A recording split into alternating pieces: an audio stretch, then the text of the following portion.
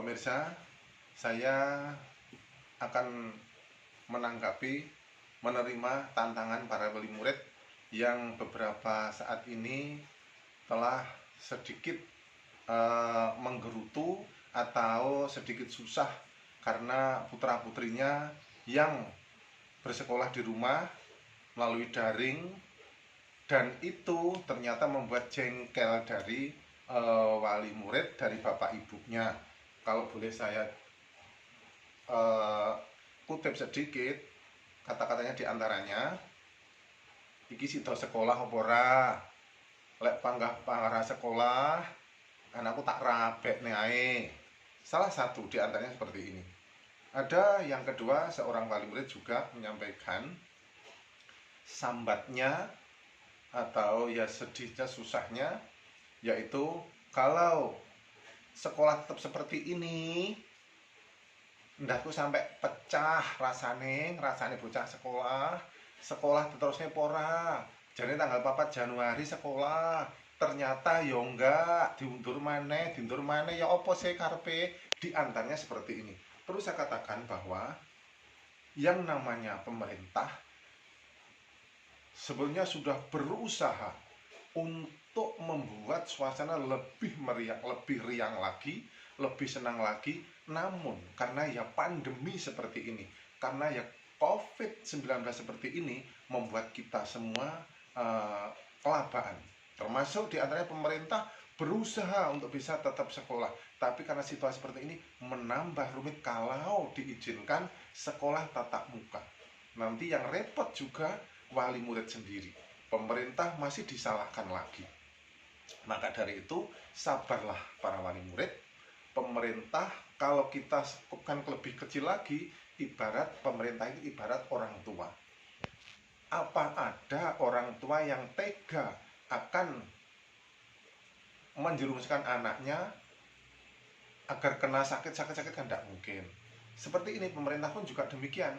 Tidak tega pemerintah itu membuka tatap muka sehingga nanti rakyatnya akan terlalu banyak kena COVID. Maka dari itu, bersabarlah wali murid yang selama ini mendidik putra-putrinya dengan melalui daring. Saya selaku guru pun juga susah sebetulnya mengikuti daring seperti ini. Lebih senang kalau tatap muka, kalau sekolah seperti biasa. Karena apa? Sekolah melalui daring itu sebetulnya membuat susah guru. Susahnya apa? Lewat Google Drive atau lewat Meet, ternyata banyak murid yang hanya membuka dan ditinggal tidur. Membuka Meet-nya tinggal tidur lagi.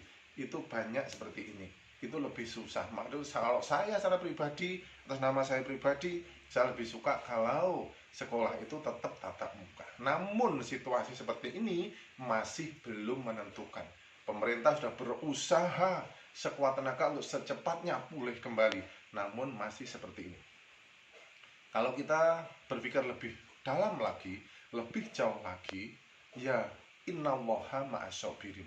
Allah telah memberi peringatan kepada kita semua. Karena apa?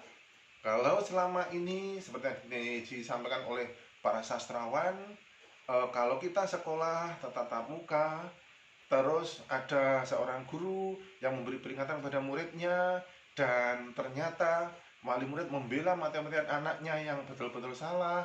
Lah, ini diperingatkan oleh Allah.